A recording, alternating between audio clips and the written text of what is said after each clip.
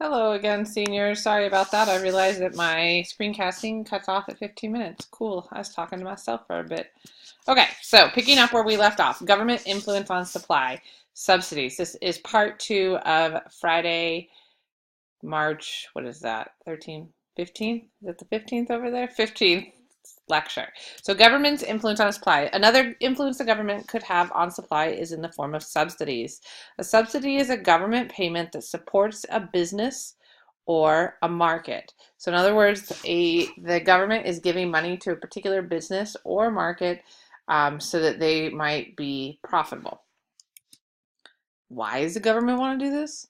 There's a few reasons. One example would be to protect a certain lifestyle or character of an area. So for example, if this area has always produced this particular flower and it's just really beautiful and we're proud of it and we think it's special, the government might give money to the farmers of that flower in that area, even though they wouldn't normally make a profit, so that they now make a profit to maintain that lifestyle or the character. Another example is to ensure that there's enough of a certain product. And an example of this was during World War II when there was food shortages. Farmers weren't making very much money, but the European governments subsidized or gave the farms extra money to ensure that they would continue producing food so that there would be enough food for everybody and there wouldn't be shortages.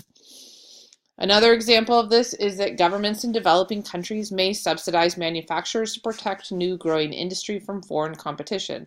So maybe China is already really advanced at making this particular product, but some country that's still developing is not, but their government might then go in and protect and give their business extra money so that they continue to create this product even though China can make it cheaper.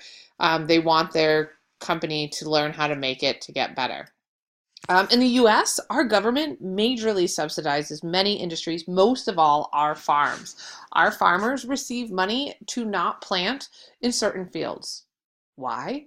Because maybe they don't want an overabundance or an oversupply of a certain crop, which would then cause the prices to drop, and then farmers don't make enough. So it's cheaper to pay farmers to not plant in certain fields or leave them what's called fallow.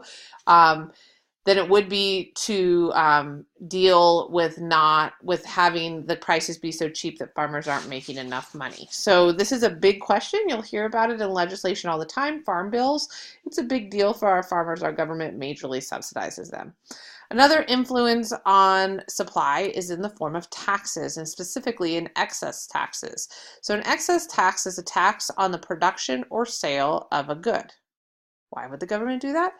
Well, they're going to increase, first of all, the production cost by adding an extra cost for each unit sold. So it costs more to make the item because you have to sell it for more. Why do this?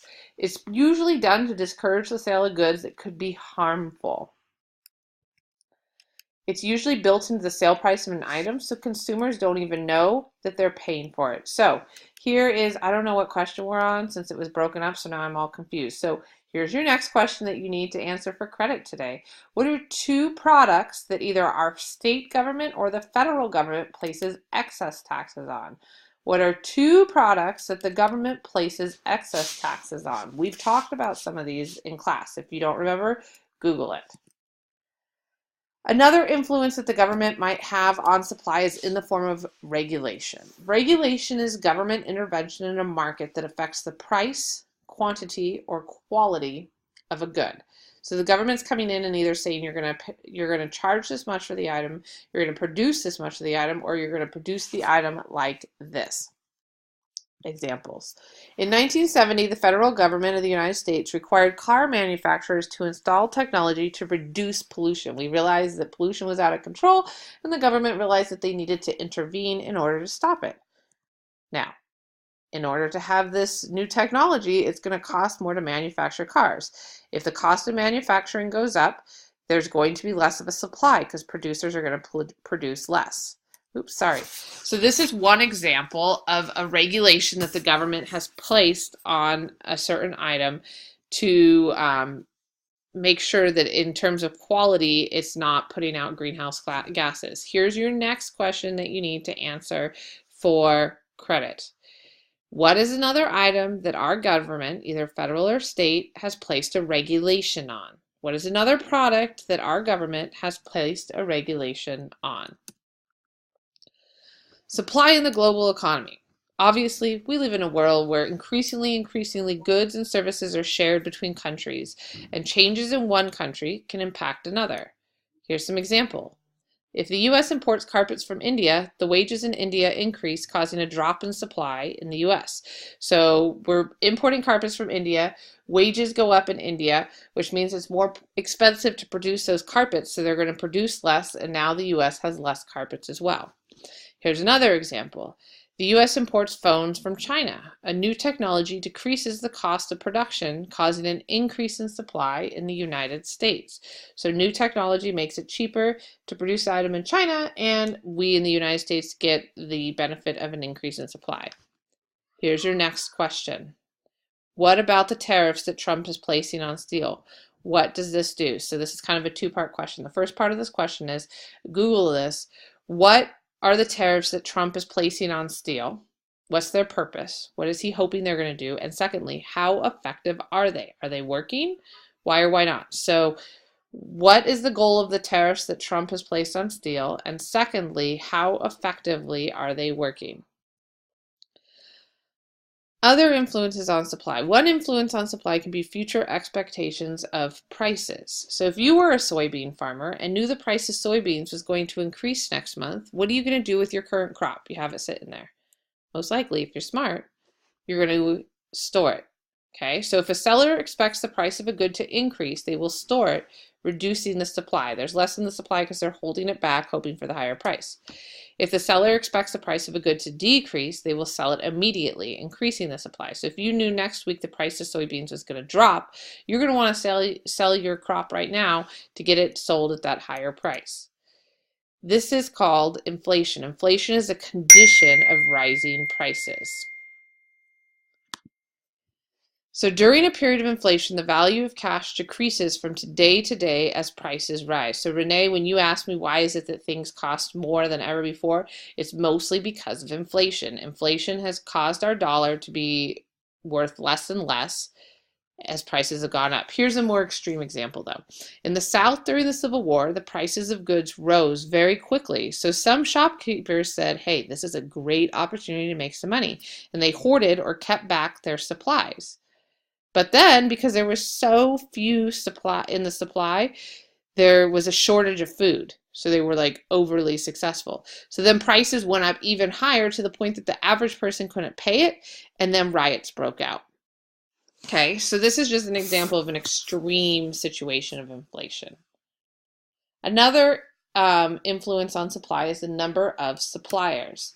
So if more suppliers enter the market, supply will increase, right? We have more people making it, there's going to be more of it. If suppliers stop producing a good and leave the market, then the supply will decline. That should be pretty logical. If there is less people making it, there's going to be less of it. So in other words, there's a positive relationship between the number of suppliers in the market and the market supply of a good. In other words, more people making it, more supply we have, less people making it, less supply we have. Where do firms produce? This is a key question that firms must answer, and typically the main thing they'll consider is the cost of transporting inputs to a production facility and the cost of transporting the finished product to consumers. So transportation is usually the key to answering where should they be producing. So a firm will locate closer to input suppliers when inputs are expensive to transport. And a firm will locate close to its consumers when output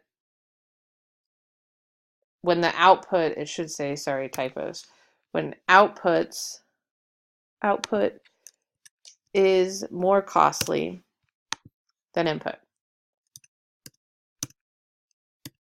So an example of this is a firm would be close to an input might be a tomato sauce firm. Okay, so tomatoes cost more to transport than that finished product of sauce in cans. Tomatoes are delicate.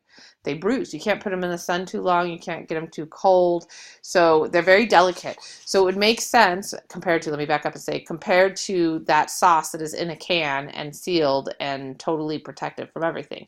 So it makes sense for our tomato sauce firm to be located close to those tomato fields, since that's a more expensive part of the transportation than once it's put into the cans. Here's a firm that would be close to its consumers, a soft drink bottling firm. So the firm that bottles soft drinks, going to combine the syrup with local water that's already there at the factory into glass bottles. So the final product is more bulky than the inputs. So it's better to be close to the consumers. So if you think about it, yeah, you have the bottles coming in, yeah, you have the syrup coming in, the water's already there. But once you combine all those things into that bottle weighs a lot more than any of the components individually weighed. So it makes sense for them to be closer to their consumers, and since that is the more expensive part. In general, if the output is bulky or perishable, it's better to be close to the consumers. But there's other considerations that firms must make. So for example, if they have specialized workers, maybe there's artists that do this particular part of it, they're going to have to be close to them. Or maybe the energy is cheaper in one town than another town, so it would make sense financially to be where the energy is cheaper. So there are other considerations, but usually it comes down to transportation. So here is your next question.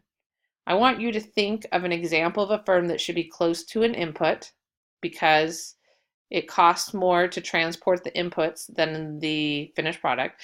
And then I need an example of a firm that would be close to the consumers. It is more expensive to transport the finished product than it is the inputs. And remember this rule right down here at the bottom. If its output is bulky or perishable, it's better to be close to the consumers. So give me an example of each of those for your next question. And that's it for me.